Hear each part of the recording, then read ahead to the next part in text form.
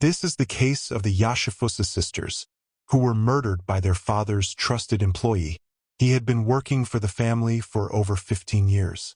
This case is both very sad and deeply unsettling. These are the sisters Renata and Roberta Yoshifusa, who were 21 and 16 years old at the time of the incident. They lived in Mogi das Cruzes, São Paulo, Brazil, with their parents Rita and Nelson. They were a very happy family who loved traveling and enjoyed a comfortable life. The eldest sister, Renata, was studying to become a judge, which was her dream. At 21, her parents wanted to give her a car as a gift to start her adult life. However, their house wasn't very big and had a garage for only 2 cars, one for Nelson and one for Rita. There wouldn't be space for Renata's car. So they decided to move to a larger house. By November 2011, the family had already put their house up for sale and was visiting potential new homes. On November 11, 2011, the house needed some repairs, so there were renovations happening that day. The house was bustling with workers. At some point during the day, Nelson received a call from the real estate agency about a potential buyer for their house. Nelson and Rita each took their cars and left separately for the agency. This left Renata, Roberta, and one of the workers, known as Tartaruga, Turtle, at home. Tartaruga was just a nickname. His real name was Antonio Carlos Rodriguez de Silva. He was 57 years old, married, and had children. He was also studying civil engineering. While technically a painter, he often acted as a handyman for the Yoshifusa family and had been working for them for 15 years. There's no information on whether he was a close friend of the family, but he was trusted.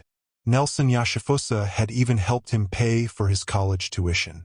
Antonio had seen the sisters grow up, had a certain level of familiarity in the house, and had previously stayed alone with the sisters without any reported incidents. But sadly, this day was different. After the parents left, Antonio went into one of the rooms, took a family computer, and started watching pornographic videos. Everything that happened next comes from Antonio's own account, as he was the only one present and the only one who survived to tell the story.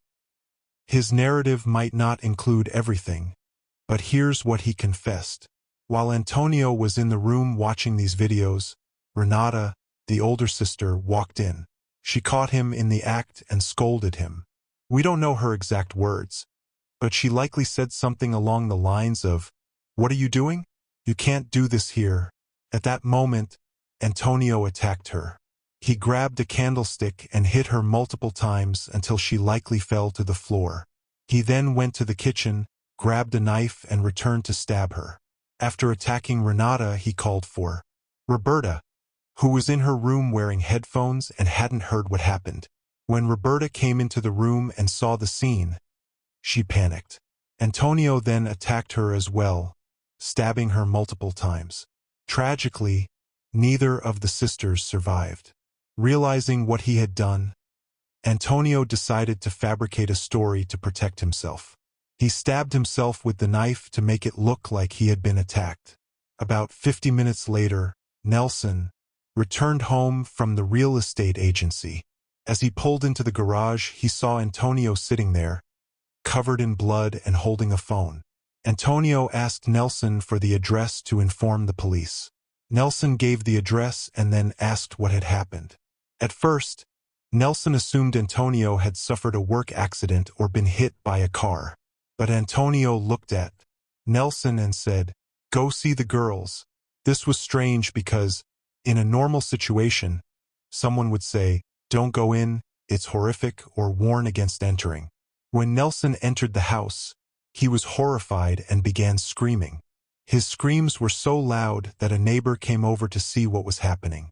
During the police interrogation, Antonio initially claimed that 3 unknown men had broken into the house, attacked the sisters, and injured him when he tried to defend them. He said the men then fled. However, this story didn't add up. The house showed no signs of forced entry, and no one had seen any unknown men nearby. Forensic analysis also revealed that Antonio's self-inflicted stab wound was consistent with someone stabbing themselves rather than being attacked. After hours of interrogation, Antonio confessed to the crime. Antonio Carlos Rodriguez da Silva was sentenced to 57 years in prison for the triple qual-ifid homicide. Nelson and Rita were devastated to learn that Antonio, someone they had trusted and helped, was the perpetrator. To this day, the case remains a mystery to researchers, police, and family members. Many people who knew Antonio couldn't understand what triggered his actions. Before their deaths, both sisters were sexually assaulted, and since Antonio had been watching pornographic videos, the motivation was likely sexual. It's unclear if Antonio had ever shown inappropriate behavior toward the sisters before, as they never mentioned anything. Nelson and Rita eventually sold their house and moved to another city because everything in their hometown reminded them of their daughters, which was unbearably painful.